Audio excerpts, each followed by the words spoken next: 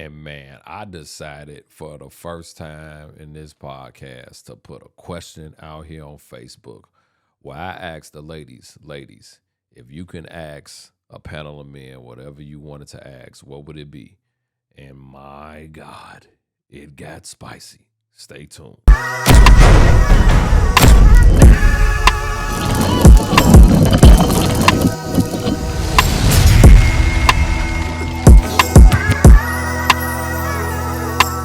All right, what's happening, everybody? It is your boy Kendall Sean with the one and only.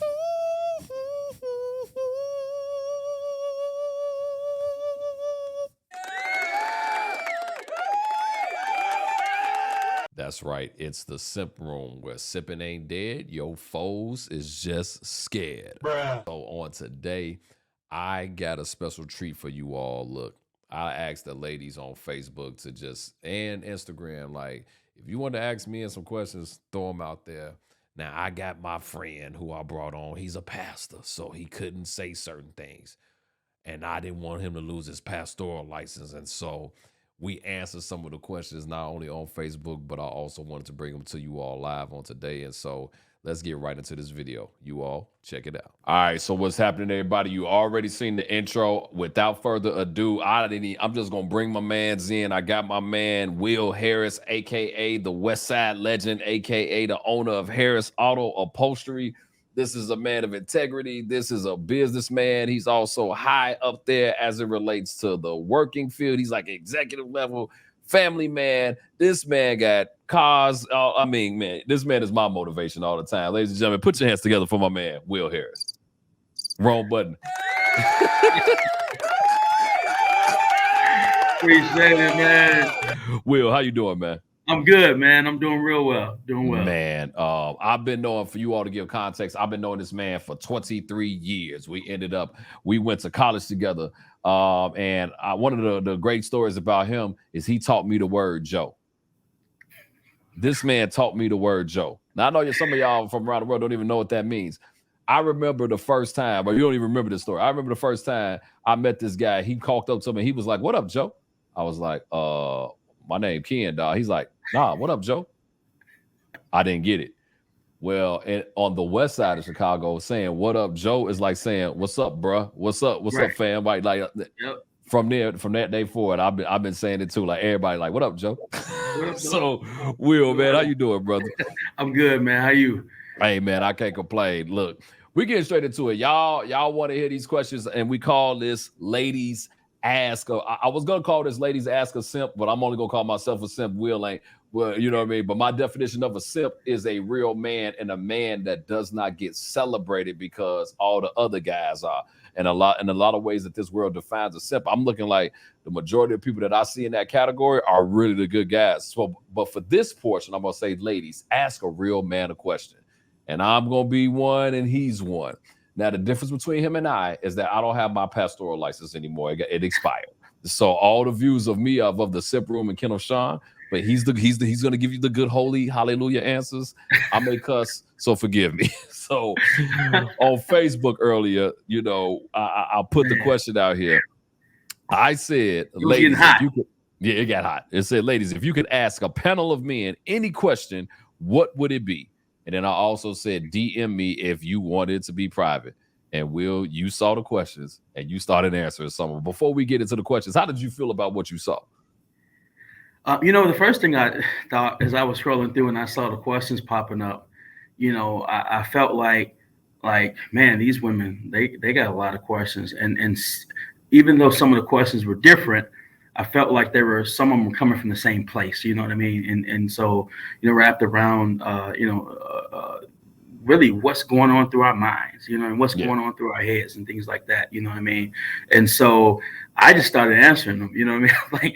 I didn't know if you were, you know, I'm like, well, Ken might be tied up right now. And we got to like question 15, 16, and they just kept flooding. I mean, Christina hit them, boom, boom, boom, boom. I know, even my wife, I had to ask her, like, what? Like, why you asking these questions, fam? Like, what's going on here? You know what I mean? Like, right.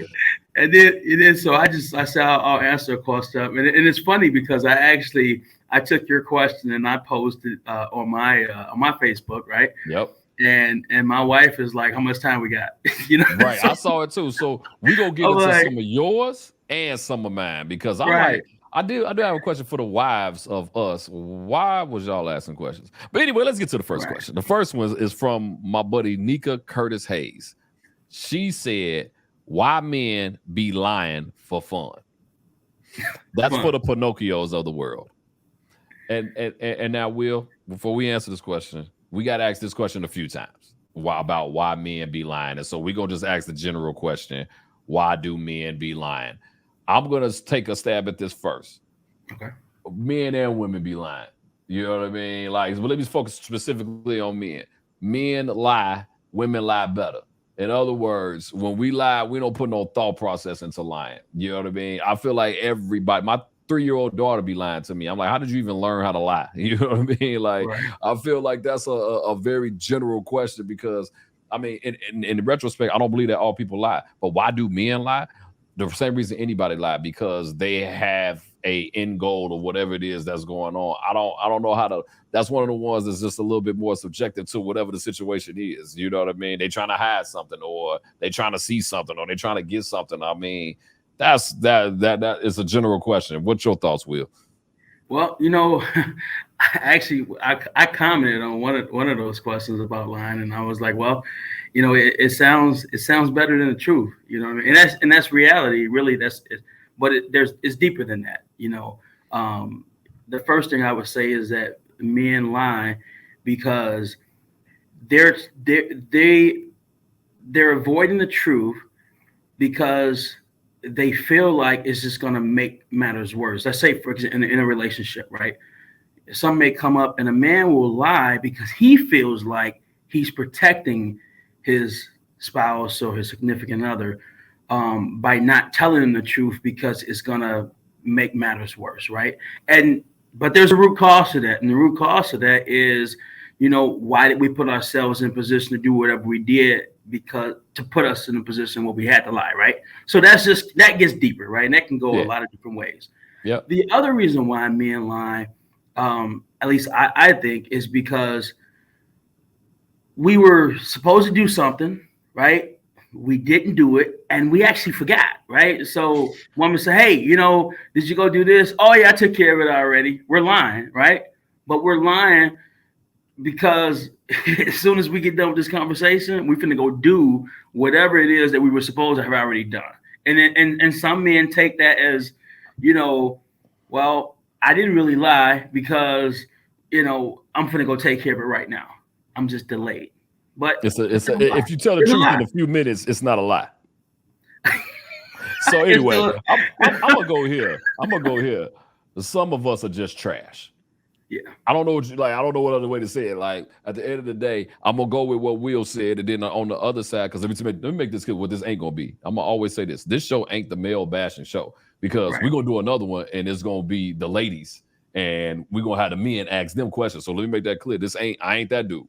This is an equal opportunity employer, and so some of us are just trash. So I'm sorry, like, you just got to be able to detect which one are they, the ones like Will just said, because they just trying to get by until the actual thing happen, or are they just trash? Some of y'all, the lies that they tell you, like, for example, you know they got other women that they smashing, and then they keep telling you that they not, but then they came home and gave you something. You lied. Like, that's just you dealing with a different type of lie. That's a trash type of lie. You know what I mean? If I'm lying because I'm about to surprise you or something, that's one thing. But as a man, if I'm lying, some dudes are just trash and they just want what they want. And if it's time for you to take out the trash and let the garbage folk pick it up. Next question. I'm gonna skip this one because some of this stuff is interesting. But why are some men? And this was good. Why are some men always in competition with each other? Well, you know, I'll go first on that one because that's kind of right up my alley. I'm a very competitive person, and I think that men are competitive by nature. You know what I mean? So sometimes men are in competition with other men because, you know, they're competitive in nature. Another reason could be depending on the situation, right? And I don't know where they're coming from with that question, so I'm just going to throw a few things out. When you're talking in relationship and maybe you're in a relationship with that person. You might be competitive because you want to make sure that she knows that I'm the man in this situation. This is my woman. You know what I mean? So it's like, hey, this is mine. You know what I mean? So competition could be in that regard of just showing that. I'm not going to say ownership or possession because we don't own or possess anybody, but just showing that this is my woman. You know what I mean? So, and I'm gonna jump in and say this: some of it is insecurity. A lot of people, a lot of men are insecure, because I always say this: some people want to see you successful until you actually get successful, and that's how some dudes are. Like my level of insecurity, because now you have something that I wanted, or you're doing better. Now I feel like I got to do better than you. But whatever that looks like. But I'm gonna tell you, as a person the only person I'm in competition as a man is myself. In other words, I'm trying to beat me at me. Because let me tell you something. If you are, as a man, if you always win the competition with another man, you'll never win. And the reason why you'll never win is because there's always going to be another man doing something better than you in another area. And you're not going to be able to dominate one area for the rest of your life. Somebody else is going to do it better. Somebody, for example, we into the car scene. When I started my YouTube channel, I started with 0 and ended up with 22,000. One of the Black Ford content creators. And the more attention my car got, the more hate I got as well. And at the end of the day, it comes along with it. The love and the hate comes along with it. And so at the end of the day, as a man, I feel like we only need to be in competition with ourselves, but some of that can revolve around insecurity. So good answer, bro. Like I got to give you a good one on that one. Let's get into some of let's get into the juicy stuff, because some of these questions, bro, I mean, they went on and on and on. Yep. And here goes one of them. Shout out to my girl Danielle Townsend. Lord have mercy. Why do they act like children, but then always want to proclaim I'm a man? Why lie about any and everything? Why make women seem like we are crazy for noticing things, but then when we are right, now the man wants to blame it on the very thing the women mentioned in the beginning as the cause, but the man adamantly denied existed. I'm like, whoa, pause. I was like, I don't know. That's a mouthful. I don't know who did it. We were trying to get one question at a time. That I love you. I don't know who did it though, but let's just go here. I'm gonna put your question in the category of, this is specific to whoever or the multitude of people that have done this to you, okay? And let me say this to all the women out here.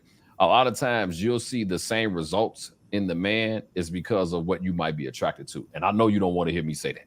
You know what I mean? Because if you're seeing a consistent pattern, and I've done this myself, if you're seeing a consistent pattern in this type of person all the time, you would think it's all men just because it happened to you 3 times with 3 different men. Now we put it in the category of all men. And because you and 4 of your friends went through the same exact thing, now the 10 men represent all of us.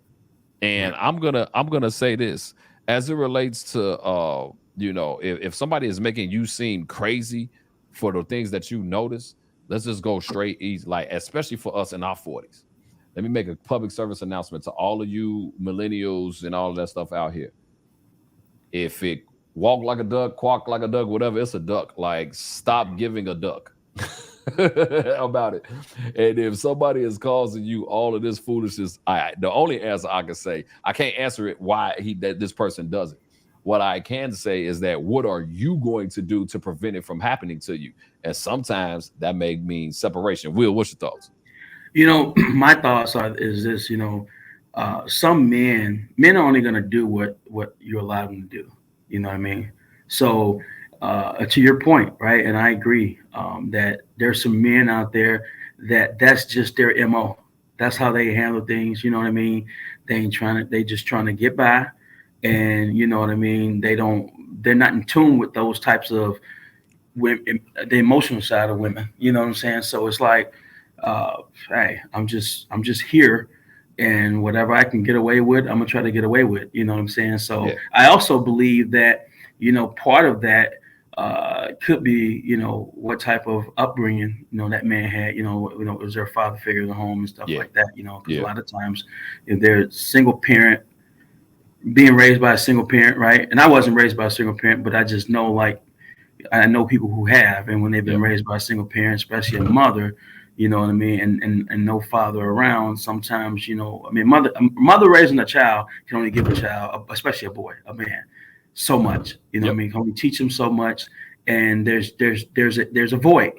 There's a void, and I don't care who you ask. I mean, there's a void in most, not all, but most men who were raised by a female or a single parent. You know what I mean? And so I think that could be part of it. But I think at the end of the day, I think it's just the men that she's been attracted to. It's like, what are you attracting? You know what I mean? So, you know, and maybe there needs to be a different approach there, in as far as how she's, you know what I mean, maybe presenting herself. And what kind of men she's attracting. So I don't know if they want to hear that one, Doctor. All right, look, I'm gonna pivot since you went there. You talked about, you know, that they had a father figure in their life, and I want to go to my girl Regina Stallworth. She said advice for single mothers raising young men, and that's all she said. Just said advice for single mothers raising young men. I would say this is a hard one. And you know, I could give some advice. Number one, I'm gonna tell you to pray. I'm just gonna tell you to pray, because at the end of the day, some things that don't even have answers, we got to go to God about. And every situation is different for every person. I would say try to do your best to get that person in an environment where men do exist. But I know that can sometimes be tough as well. You know, with so many different situations going on, you know, you want to put them around that environment as best as possible. I think, but my biggest suggestion is, you know, and if you could surround them around mentors and things like that, but a lot of times it ain't enough of us out here, you know, in that space, nor enough of us have a capacity to handle all of that as well. But, you know, my thing is pray that God send them somebody, you know what I mean, that can show them the things that you wouldn't be able to show them. Pray that God give them the wisdom to have the stuff that, because all you know, single mothers, man, like I'll give y'all some rock stars, because I know how hard it is raising a child with two parents. So I could only imagine what it is as a single mother. So Regina, I just want to say shout out to you for just the job that you have done. Based off of what I've seen with your child, you've done an amazing job. But I only know that I only see so much. But man, I would actually tell you to root that thing in prayer and get them around a good community. Will, your thoughts? Yeah, I mean, I think you hit the nail on the head on that one. I mean, prayer is first and foremost in a situation like that, because it's a tough one. Because you don't, as a woman, you don't want your child around a bunch of different men or any man. You know what I mean? And especially when I mean, there's some women who they date and they take a while before they even introduce their child to a man, the guy that they're dating, just because they don't know if this is going to be a guy that's going to be around for a while. You know what I mean? Not until they get the woman fuzzies and things like that. So I think definitely got to pray about it. And, you know, not only mentors, but, you know, my next thought would be, you know, is the child active in sports? And if they're not active in sports, whether it's music, or find out, tap into those gifts. And I think that, to me, that's the avenue in a situation like that. Tap into those gifts. What are they good at? You know, and have them join, you know, that sport or that band or whatever it is, because what's going to happen is they're going to be around. In a lot of cases, there's going to be some men somewhere in that vicinity, right, that they can tap into and hopefully can help them, because, you know, I know many coaches, and I've had coaches growing up and things like that. Yeah, it's about sports, but they're teaching you something else. They're showing you life. You know what I mean? They're showing you how to be a man and how to navigate through situations and circumstances along the way while you're going through that sport. So I think that's a key one right there. Love it. I'm about to go to one of the most hilarious questions that I saw on here from a woman. Shout out to my girl, Trina Esco. Lord have mercy. This girl has been funny for years. She gonna say, why do y'all require these standardized roles for women, but can't even change a tire? Ooh, man.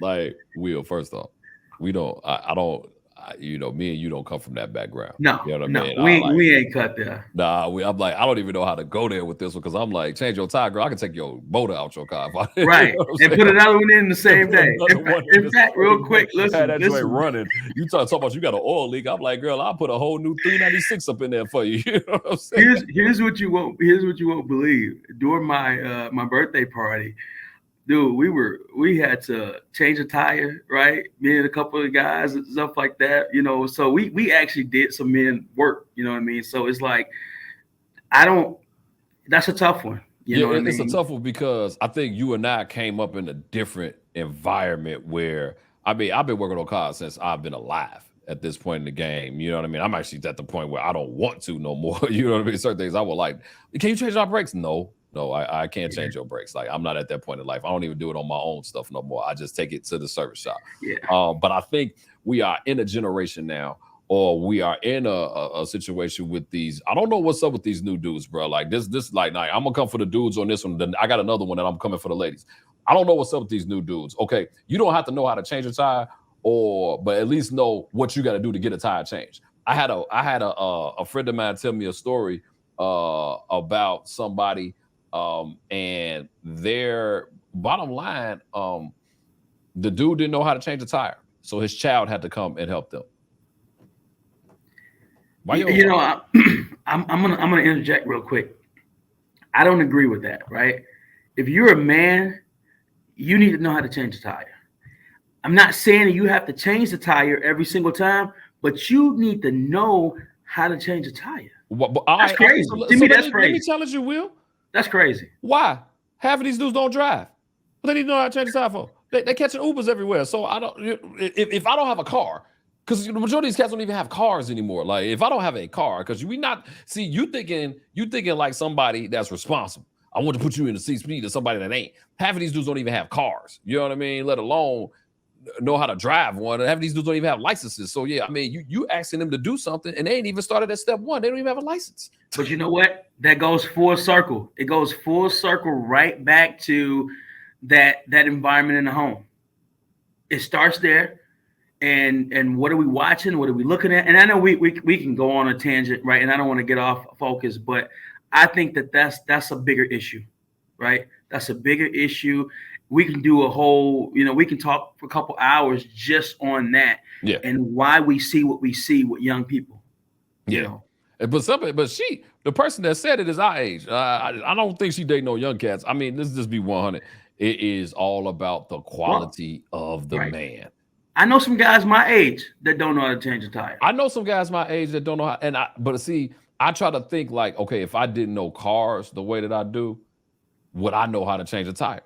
Because everybody didn't come up. I think that even the generation before us all knew how to change tires. But you want to know why? Because 24-hour roadside assistance wasn't available. You know what I mean? Like the modernization of how cars are now wasn't available. But she literally said that this dude didn't even know how to hang a photo. I was like, yeah. I told her straight up. I said, be grateful. God saved you because that wasn't a man. Anyway, you dating a woman. Anyway, let's go to the next one. This goes from Carice Brown. Hey, this is a good one, Will. This is gonna take you back to your dating days. I already got my response ready now. I gotta get. Don't listen to this part, Valerie. Don't listen to this part. Valerie, just block this out. Mute this part of the podcast, Valerie. Christina, don't worry about me. Here we go. This is from Carice Brown. She says, "Why do some men say they're interested, and when the woman gives in?" That's interesting that you say gives in, but I'm gonna go there because I'm gonna dissect this whole question. Gives in and agrees to go out. The men fumble, don't follow through with plans, stop all the heavy flirting, etc. Why do some men say they're interested, and when the woman gives in and agrees to go out, the men fumble, don't follow through with the plans, stop all the heavy flirting, etc. Whew. I'm gonna tell you exactly why. It's a couple of reasons. He has too many options. That's number one.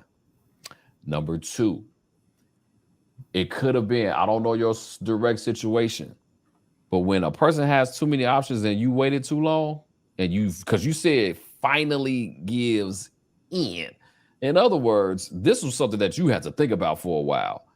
So you got to understand how the man mind thinks. You know what I mean? Like he is if he's searching, he's searching. He's not sitting here waiting. Like if you have to think too long about it, you automatically rejected him right off top.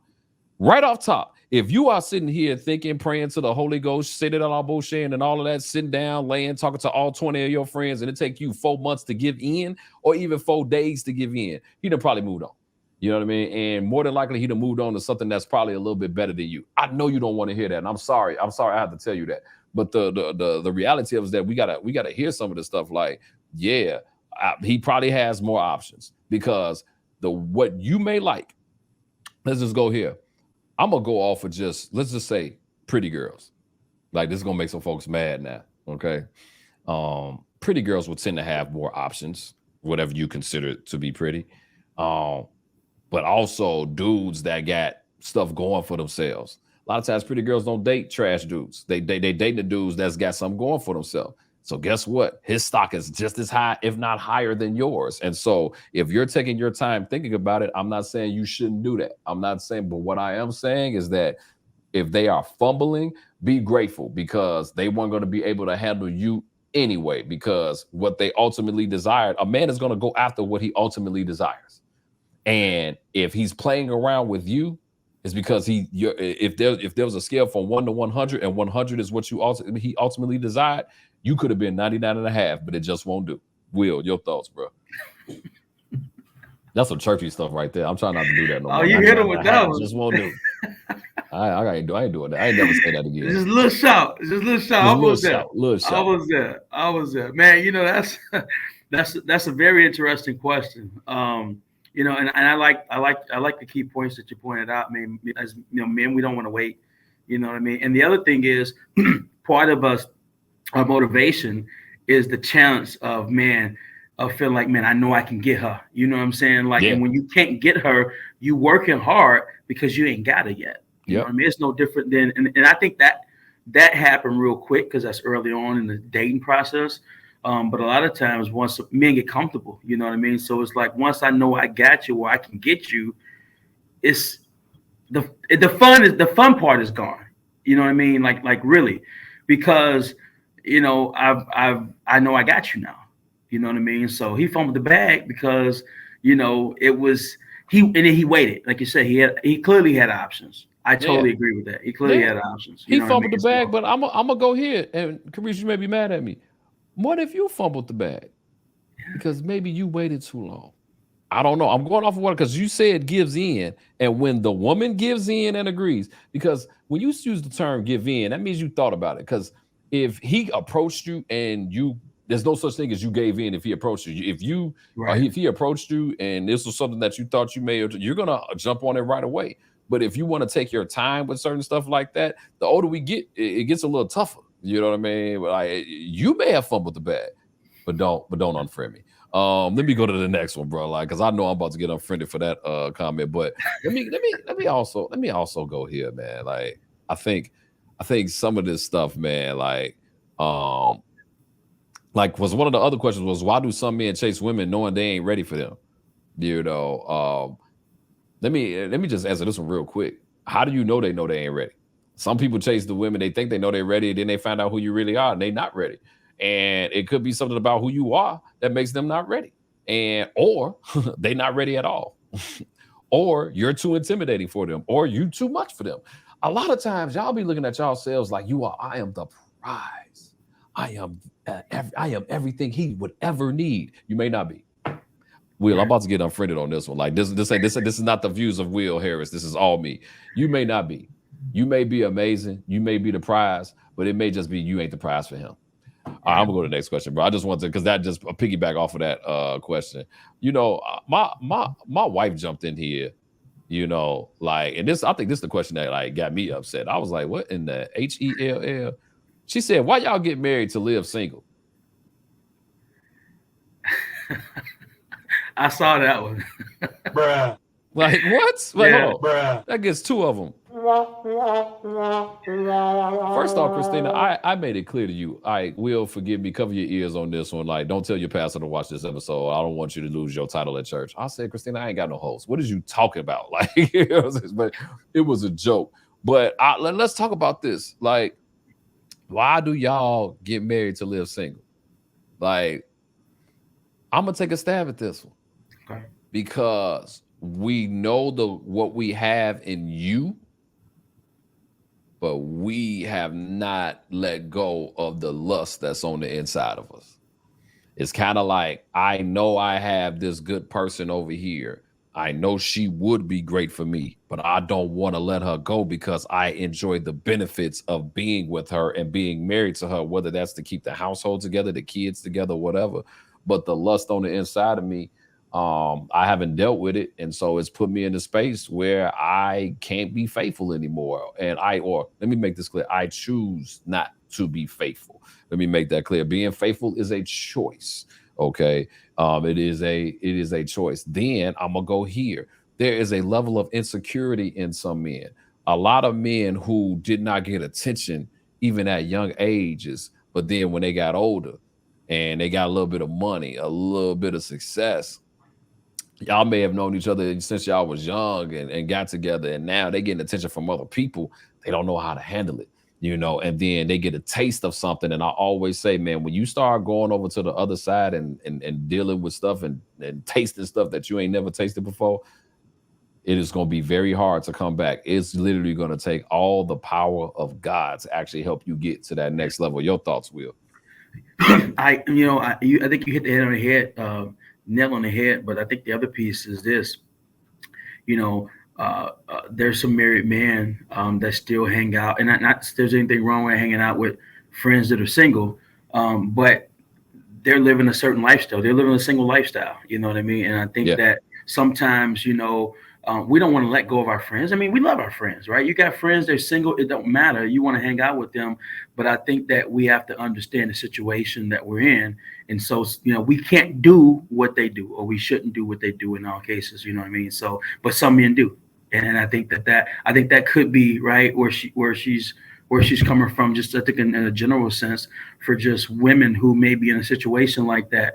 You know, if we're a married man, and we got single friends, we can still hang out with them and do stuff. But I just think that there's certain things that our single friends may do we can't do and shouldn't do. You know what I mean? So got to be careful with that.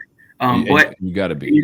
I think the other thing too is, you know, and this is probably the biggest one, and you said it, not getting that attention, you know, growing up and, you know, whether it's high school or college or whatever, and all of a sudden, you know, you're in your 30s, 40s, even late 20s, and you're starting to get some attention because, you know, you're at a certain level now, and you're doing some things, you're privy to some stuff that you weren't when you were growing up. And now all of a sudden, you know, the women looking at you and they flocking to you and stuff like that.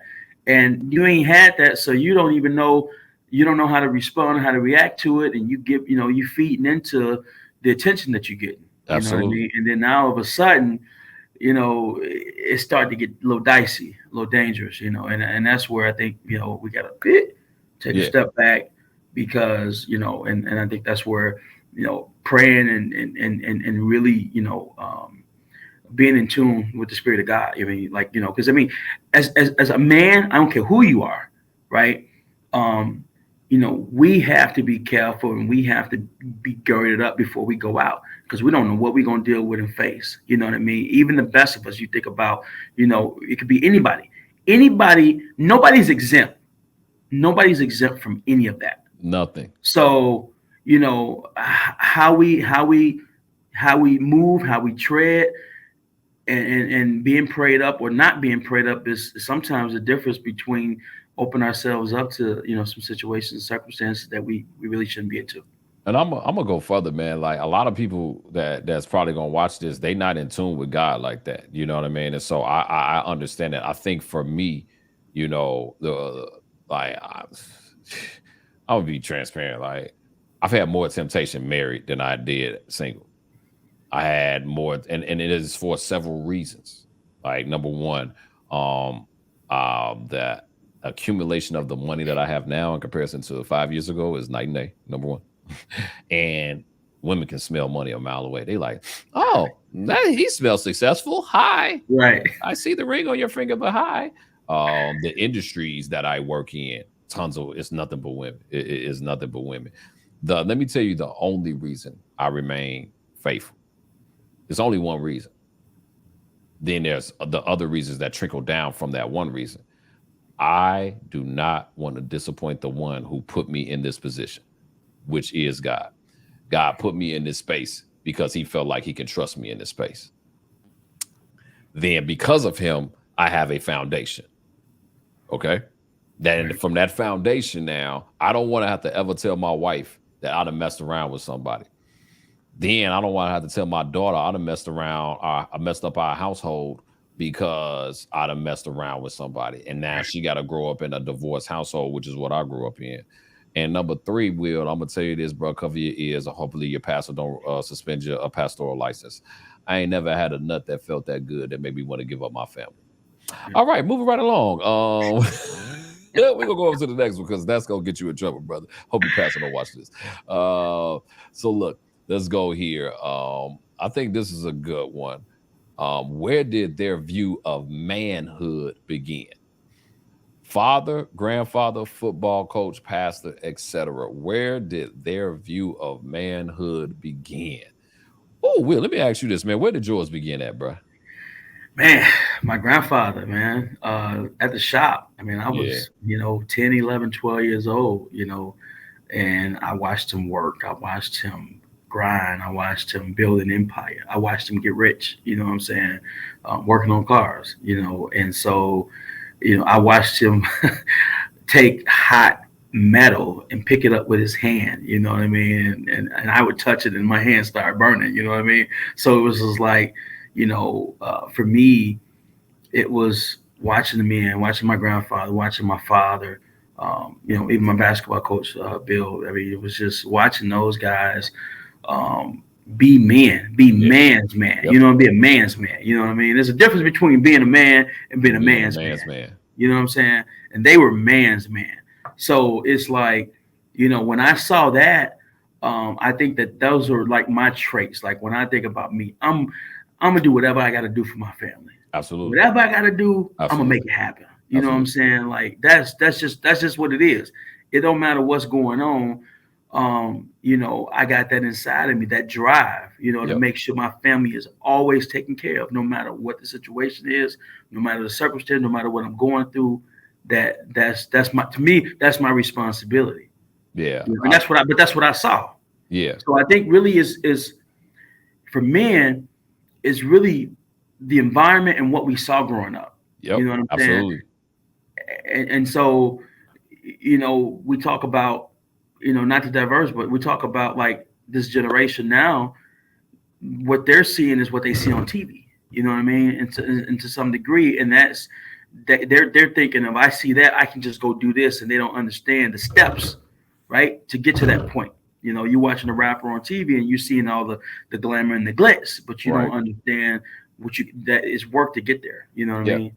I mean, and that's the thing. It's funny because like I think my background and yours is so similar. So the opinion ain't gonna be much different. But I will say this: I saw my father. Right, I had my father. He was present in my life.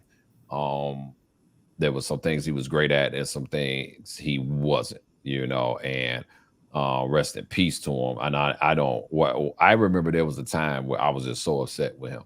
And not recognizing that I am who I am because of who he was.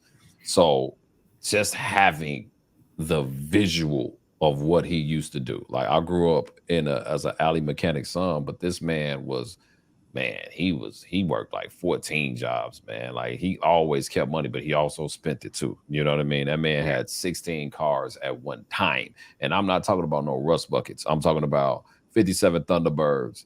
You know what I mean? Rolls Royces, every Lincoln from Mark 1 through 7, Ford Broncos, all in a warehouse. Like people didn't even know it. You know what I mean? But he would just always pull up in a different car. But that's also what he spent all his money on too. But what I saw in that was his drive to just make money. And he was a man's man. Like it wasn't nothing sweet about him. He was just a man's man. But there was also, I was able to learn from some of the other stuff that I did not like about him that helped me build the foundation for who I am now. Like I had the drive because of what I saw in that. And then I also have the, okay, I love them, but I don't want to be that for my family. You know what I mean? I don't want to be this for my family. So I think that all plays a part. I think the problem is now is that this world don't necessarily even have those examples. We got kids coming up without any example, or they despise the example that they have so much because of what may have been fed to them or what they may see on TV, Instagram, all this stuff. I mean, you got to remember in our day, like we about to be sounding like them old guys, but it wasn't no such thing as no social media. There was no such thing as these. Like these weren't out in 2000. These weren't out in the 90s when I was in high school. You know what I mean? Like it was none of that. You know what I mean? Cell phones look like this. You know what I'm saying? Back in the day. And so I think all of that plays a part, you know, in that and with them seeing that. And then the second, it was a two-part question.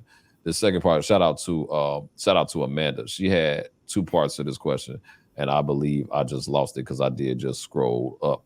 All right, so then I guess I have to move on. This is, oh, here you go. Did that help or harm them growing up? So did what you see help or harm you growing up as it related to that man? You know what? It helped me from a standpoint of drive, motivation, and how to. I mean, my grandfather taught me something that I'll always have money because he taught me a skill set that most people don't have, right?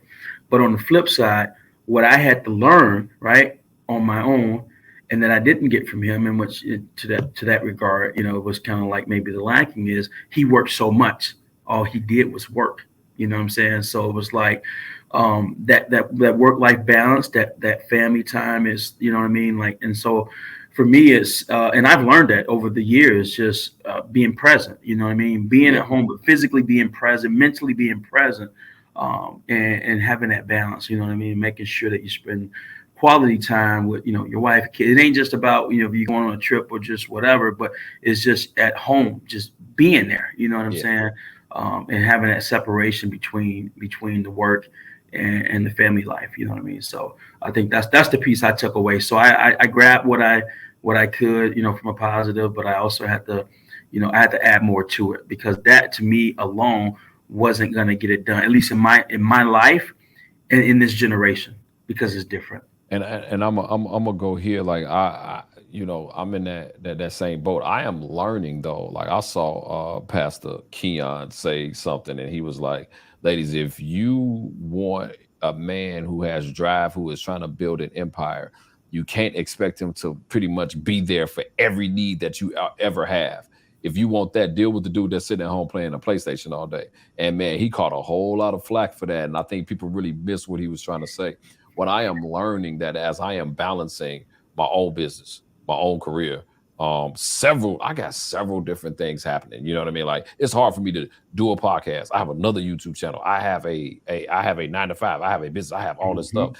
Something is not going to, somebody's going to lose something somewhere, you know? And one of the things that I, you know, in the situation that I'm in is that my wife and I do have a level of understanding, you know, and I do have to be intentional about the time that we spend, you know what I mean? Because I didn't come up under generational wealth, you know, and so I'm trying to leave that for my child and her children, you know, as it relates to that. And so when you have people that think like that, I'm not just thinking to see the thing that I learned from my father is how to make money. The thing I did not learn from my father is how to keep money. Let me make that clear. Yeah. So he helped me in this area, but I had to learn this on my own. You know what I mean? Because I'm telling you, when you start tasting a different level of money. Anyway, I'm gonna go tastes good, doesn't it? And it's gonna be hard if you don't have discipline as a man. Let's go here. Let's talk about man and finances. This is what he wanted questions. I'm just gonna throw it in there. As a man, it's going to be hard. That I did not understand this song until last year. The song "More Money, More Problems" is very, very true. When you cross a different tax bracket, the IRS takes a different amount of money. When you have a business, you have to have an accountant that knows how to write off their taxes properly, or else 40% of the money that comes into the business is going to be taken by the IRS. Okay, let me just start talking that talk, okay? When you don't have your stuff in place, when you don't know how to put stuff in a business name, when you don't know how to put, and to get anything out of your personal credit, I could go on and on about this. You have to learn that. And as men, you know, we are sitting in the generation of boss women all left and right. And I just challenge any man that's going to watch this. When the last time have you challenged yourself to be one? I'm not saying you got to be an entrepreneur, but be a boss over your finances. Be a boss over the way that you lead. And like, here's the thing. If you at home playing PlayStation, this podcast ain't for you. Anyway, if that's all you do, I'm not saying if you just play a PlayStation on your spare time, but if that's all you do, this podcast ain't for you because somebody paying for that.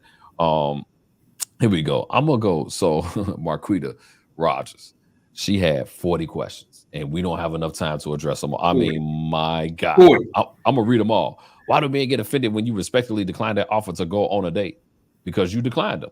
Like these are easy. You know what? That goes back to the question earlier. I mean, really, how long did you wait?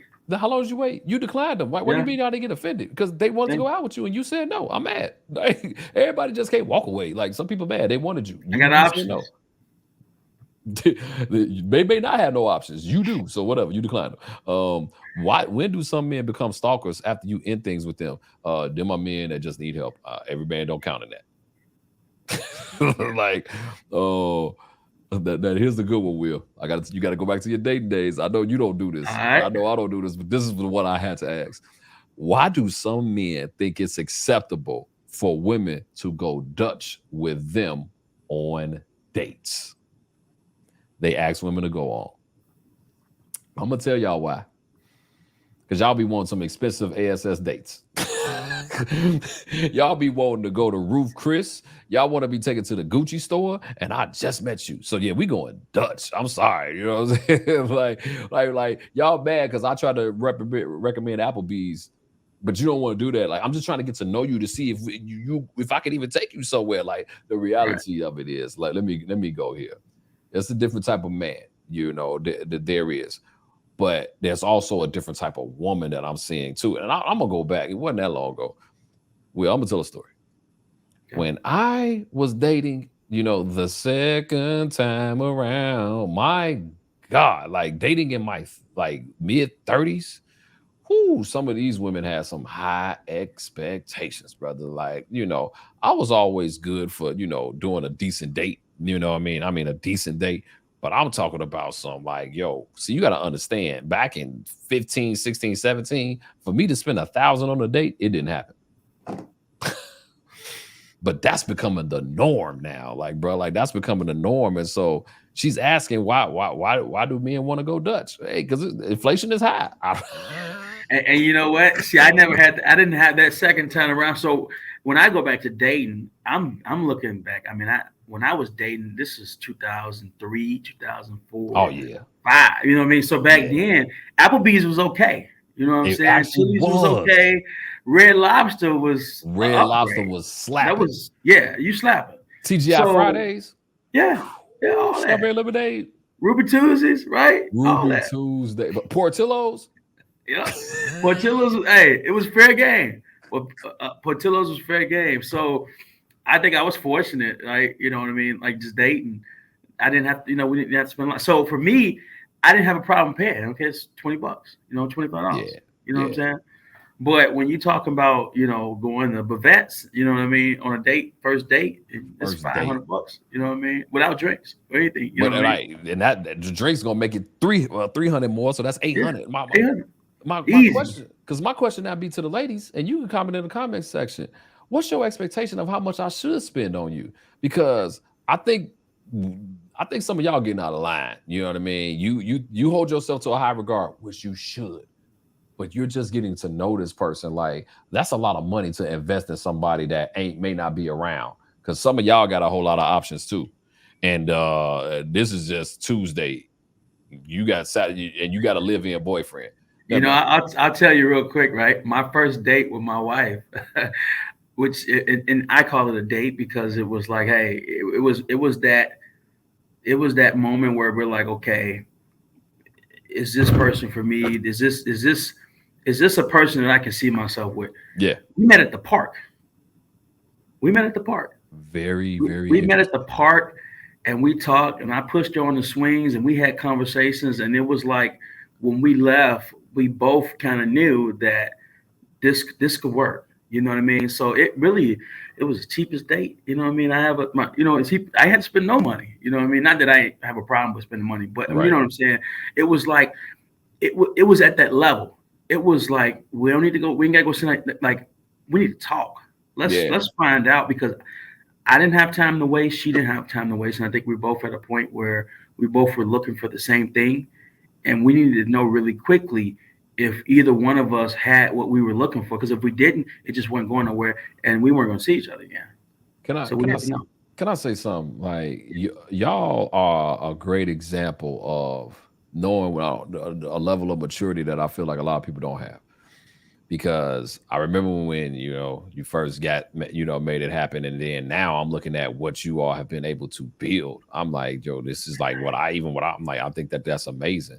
And what I want to say to everybody, there is an amazing power when a man and woman connect. You know what I mean? Like, anybody that's attracted to me today, they really are attracted to my wife. And what I mean by that is that the version of me that you see in 2023 is the version that Christina has added to my life. And what and all I'm trying to say is that, the success that I have had, like, I don't share all my success. I don't put everything out there. But the success that I have, and the things that have happened for me is because of some of the things that she has said to me, and the prayers that she had prayed, and the things that she has sown, and even some of the stuff that she said that I just was like, yo, you need to check that, that's because of her. And I believe that I'll be questioning sometimes, like, do you all, when you go on these dates, because a lot of us, marriage ain't the end goal. You know what I mean? Yeah. Like, it's not, I don't even know if that's the thing that's desirable anymore. Like, so even with some of these people that are asking the questions, is marriage the end goal for you? Because I think you will avoid a lot of foolishness when you know what your end goal is. But when you in your 40s and haven't defined your end goal, you may end up just getting what you are consistently getting. So, now, speaking of my wife, I got to ask one of her crazy questions. She said, why y'all be clowning women's bodies like you in shape? Bruh.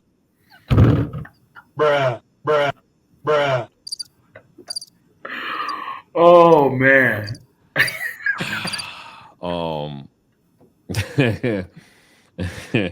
Let me just say this, Christina, and to everybody that's watching this. 9 times out of 10, the guys that are doing that, there's just a level of insecurity that they have not dealt with. And, a guy that clown any woman like that, you know what I mean? It just shows who they are truthfully and the level of insecurity that they have. Like, I ain't trashing nobody, no matter what it is, but I am known for roasting people. I'm very good at it. I'm gonna be honest with you. Like, I didn't grow up tough, but the reason why I was able to get by was because I can roast myself better than you can roast me. So I can roast you. You know what I mean? But I'm not gonna do that to a woman unless she come for me. Like, if you open the door, I'm gonna leave the door. If she come for you, you at her. Oh, I'm gonna find, like, girl, if you don't get your dusty knee face hit, no, I mean, stop, man. I mean, no. Right. So to all the men that's not in shape, don't talk about women. Okay? Hey, dude, me and my wife do that something to do. We roast each other to sleep, bro.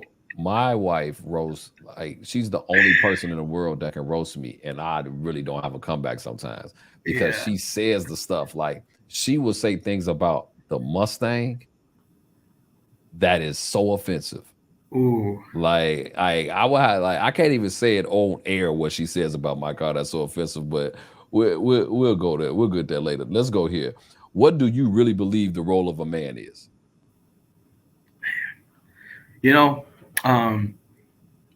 And I can only speak for me, but I think the role of a man is, it's a provider. You know what I mean?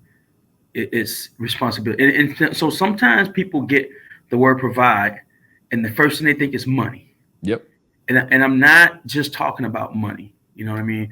I'm talking about providing a level of security, right? I'm talking about providing. I'm talking about providing, obviously, not just a home and finances, things like that, providing guidance, right? As far as raising children and things like that, providing, just that aura of responsibility as a man, that I don't care what we're dealing with or facing, everything's going to be all right. You know what I mean? A woman needs to feel secure, and protected. right? Providing a level of protection.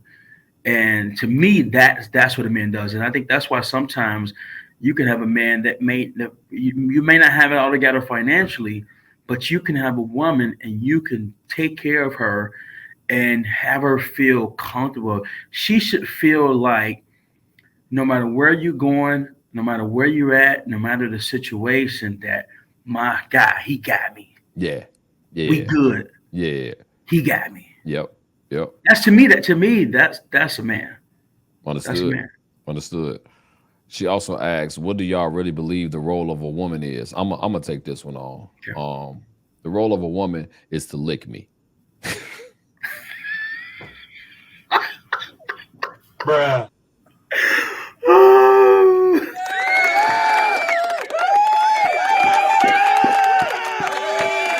You got one assignment, sweetheart. That's the one right there. That's the one. I ain't going no further. You got one assignment. Everything else will come from that. All right, let's get to the next one. Like, bro, hopefully you don't lose your pastoral license. I want to go to this one, man, because I don't want to keep you low, man. But I want to go to this one right here. This is one that I got direct messaged, and it's very. I feel like this one is a little deep, man, and I want to make sure that that I get to this one. The message was, this is me stalling. All right, here we go. The message was, this is a deep one. It says, this is the question. Why do some men look for their spiritual deliverance to be extended to them on credit via the woman they are? And I had to ask, I didn't get it. I said, go a little bit deeper with the question. She said, so men who don't want to establish the relationship with God, but directly instead, they lean on the woman to be the minister of the home relationship. I got an answer for that. They look for the woman to pray, etc. So there's my thing for all. Let me jump at this one first, Will. I'm only gonna say this for the folk that desire a relationship with God, a godly relationship. And I'm gonna go even further. Based off of this question that you're giving me, you actually ultimately desire a godly man. Right. I am going to say to the person that asked me this question, I'm gonna answer this totally differently. I'm gonna ask, why are you with them? Based off of what you just said to me, I'm gonna ask you the question, why are you with them? Because it seems like the main thing that you need, they can't provide. The main thing you need, they can't provide. And it's kind of like I use the example of, man, imagine, bro, you in a situation, man, and you got a Rolls Royce in front of you, right? Okay. Brand new, one of the most expensive vehicles in the world. It's exterior wise, it's everything you ever wanted. Gorgeous. The windows are tinted so black you can't even see on the inside. So you pull up to the dealership, you sign the paperwork, you done spent $500,000 on your Rolls Royce. And then they give you the key. You sign the paperwork, you ready to pull off. But then you find out it ain't got no interior, no steering wheel, no nothing. Outside it look great, but everything that you need for it to do, you can't do it. But you done spent all this time, all this money, all this investment into something that can't take you nowhere. It just look good on photos. It looks good on pictures. You can stand next to it and say, this is my Rolls Royce. Yeah, but your Rolls Royce don't go nowhere. It's the same thing with the person that you with. You ultimately desire somebody that has a spiritual relationship with God. This is only for the people that want that. You know what I mean? My question to you is, you're not going to be able to change that. So my question is, why are you with them? And a lot of times we are with people because they feel the void that we have, but the actual bigger thing is bigger than the void we have. They fulfill somebody is here with me, but this person can't lead me. And I always will say this, when you have people that fill voids that ain't supposed to be there, they're actually blocking you from getting to the person that you're supposed to be with. If these people are here and fulfilling this space, it does not allow for God to send the person that needs to be in that space. And so my question to you, to the person that sent me that, is why are you with them? Because at the end of the day, the only advice I can give to you is that there is no advice. I question why you're still in that situation, because there is nothing you can do. If he leans on you for his relationship with God, he gonna lean on you for everything. What else I mean, if he leans on you for his relationship with God, he gonna lean on you for everything. Do you really want the weight of a man all on you?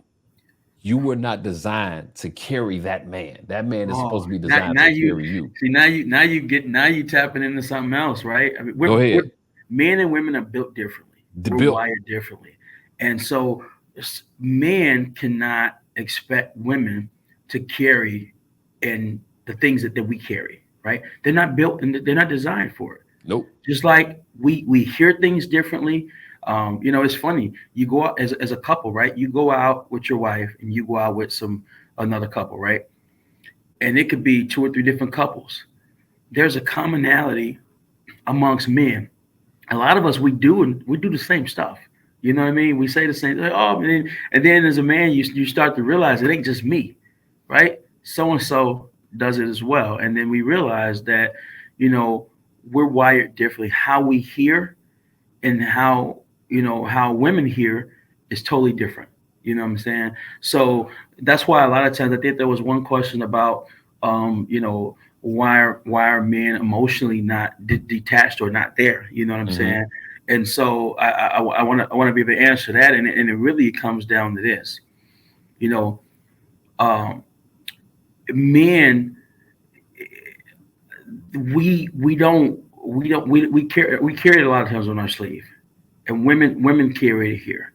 And so a lot of times we're just not at that point. We're not there. So you're expecting a response, or you're expecting a certain reaction that we're not giving you because we're not built for it. You know what I mean? And so you know, I think it goes back to, you know, men being disconnected to really what's going on. You know what I mean? And a lot of times, you know, as a man, we have to be able to tap in and take a step back and just recognize that, okay, there's something going on with my wife.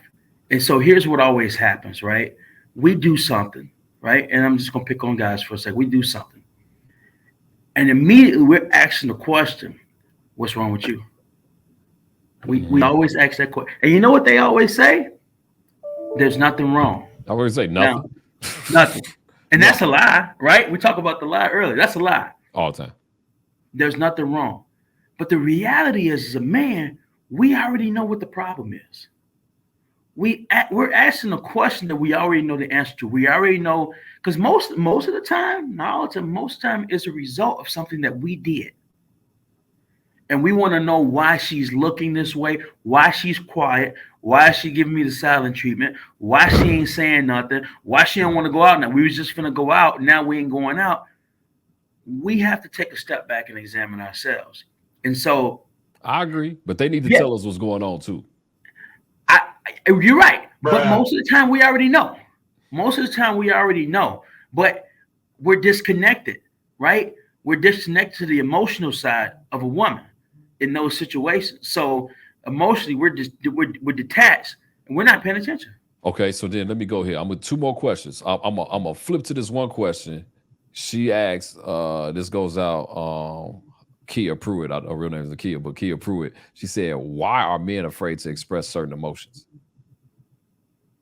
I'm gonna go ahead and say the reason why is because we are taught that when we express certain emotions, we are a simp. Yeah. We are weak. We are lame.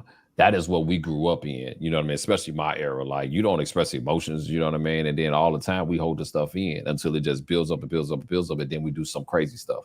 You know what I mean? Or we get very aggressive or over aggressive because we have been taught by a generation even prior to us of toxicity, but it actually goes back to slavery. You know what I mean? It's just been something that has been passed down. This is really more so on, like, I'm not saying men of other races don't do it, but what I am saying is that if you even look back to how slaves were treated and the role that men had to take, and then once we got free and still the role that we had to take, I mean, we've been fighting all our lives and we haven't had the platform. We don't know what counseling is. We just started accepting counseling, and people still don't accept it, you know. And so we want to see that shrink.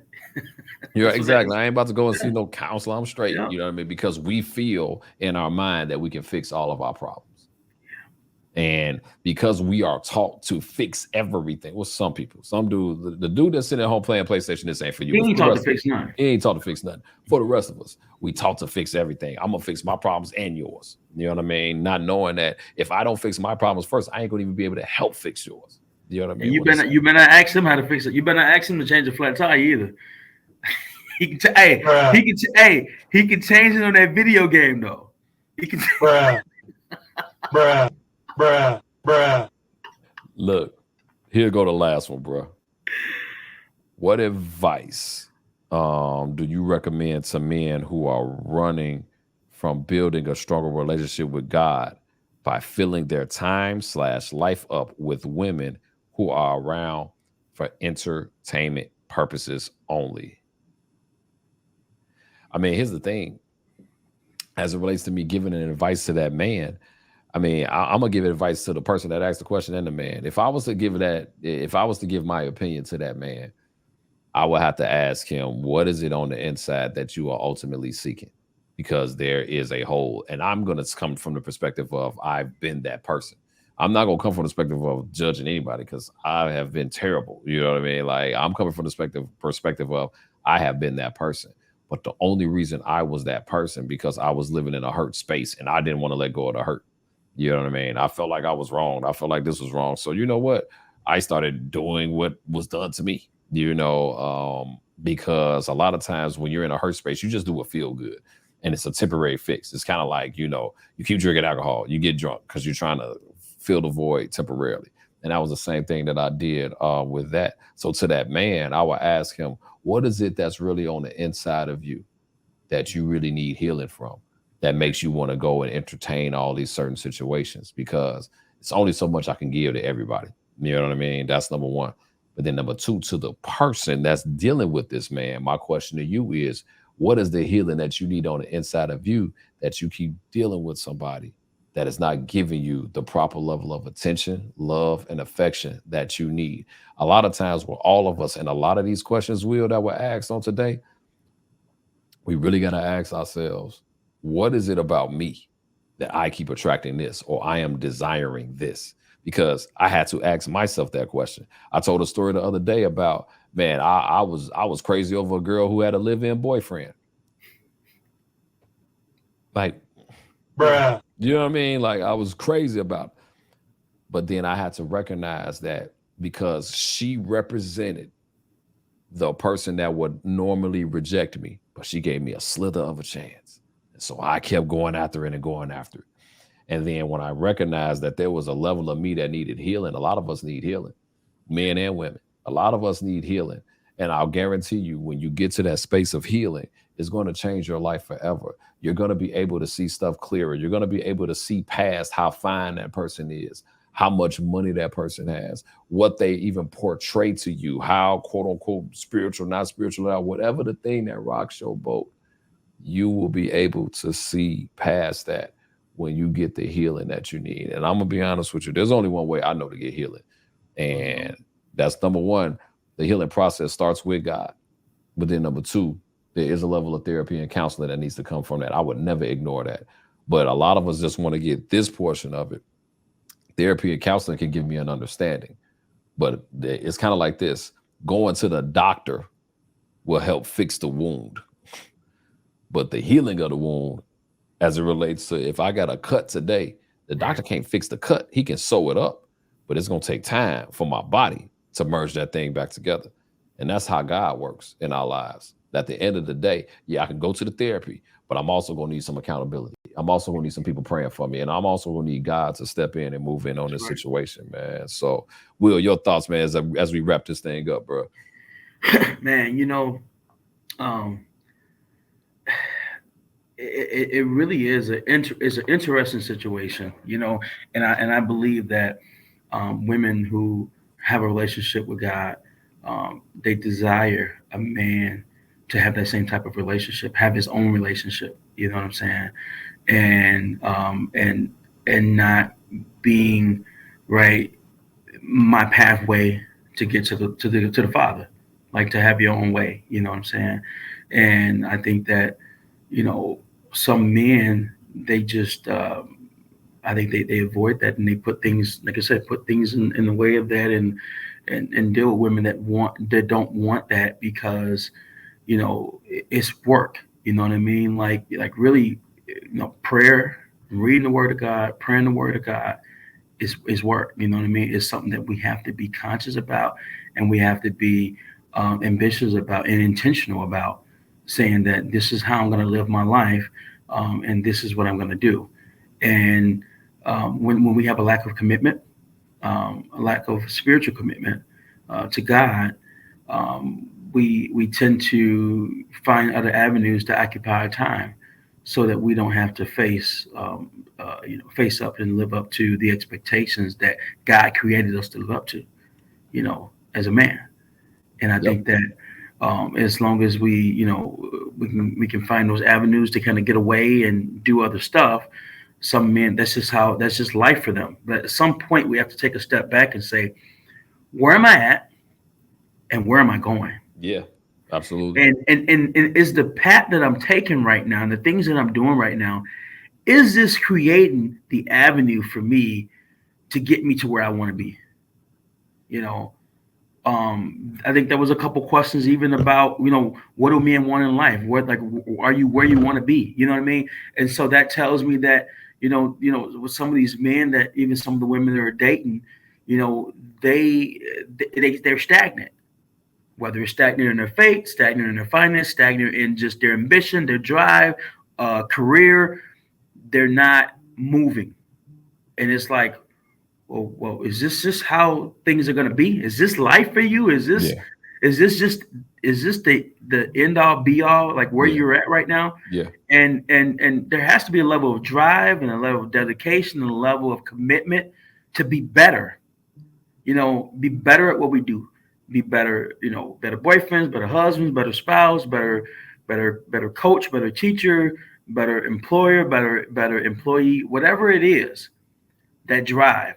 And I think that there's just, there's some men that just don't have that where they're at is their place. And they'll worry about the place tomorrow when they get there tomorrow. But they're not thinking about what I need to do and having a plan to get there, because they're just living for the moment. And some people, just men, women, right, wrong, and some people live for the moment. Yeah. They're not worried about the end game or what the future looks like. They're just worried about today and this moment. They'll worry about and do it tomorrow. Absolutely.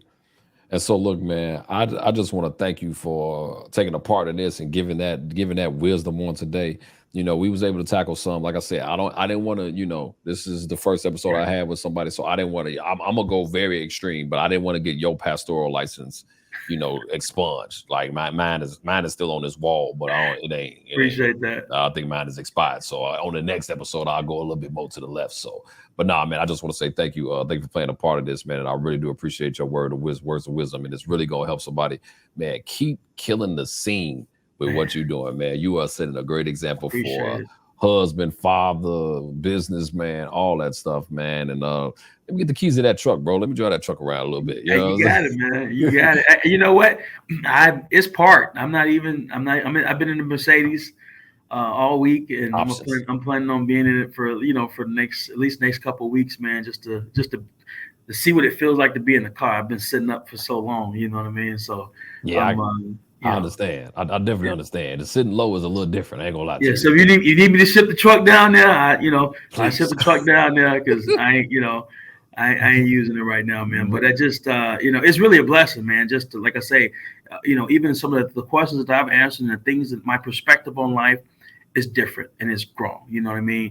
How I started, but I give a testament to my wife. A praying wife who, I'm not the man that I am today without her. Without I mean, she God knew what I needed, and I needed somebody to be on me. You know what I'm saying? Like to really be on me, like to give me a short leash to get me to where my eyes are open. You know what I mean? To in tune to God and to do the things that I'm supposed to do. because I wasn't always there, and I wasn't always that person. I was that guy where it's like, okay, you know what, yeah, I remember early on, like in the beginning of the years of just going to church, it was just going through the motions. But then when you really get to a point where you're tapping into the Spirit of God, and you're like, man, like I got power. I got power to do some things, and I got power to make an impact on people. That's when it began to change, and the light bulb went off for me. It's like, wow, this is real. This is real, and I have the ability to make an impact on people. You know what I'm saying? Love it. So that's when my lifestyle began to change, and then obviously, fast forward, you get into ministry and get ordained and things like that. But really, it's a testament to my wife. You know what I mean? Because I wouldn't be the man that I am without her. Because of her. I love it. I love it. Well, like you keep on blessing us with the word of the Lord, Pastor. Yes, sir. I feel the Holy Ghost. Stop, man. But no, I appreciate you, man. Thank you so much. And no problem, man. Thanks for having me. I appreciate it. Thank you, man. And man, have a good and blessed day, brother. Absolutely. You too. Yes, sir. All right, bro. All right, so you all. So, man, thank you all for listening. This is what I am going to do. I'm just gonna start bringing people on, man, to actually be just special guests. And man, I'm gonna talk crazy. I couldn't, with my man Will, he a pastor and got the pastoral license, but I don't know more. Bruh. And so with that being said, just to give you all an idea of what's coming up,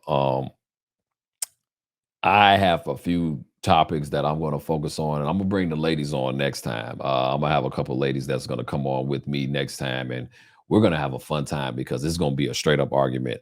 I'm going to give you all a few of the topics that's coming up. One of them is called Sign a Damn Prenup. You Don't Eat No Coup.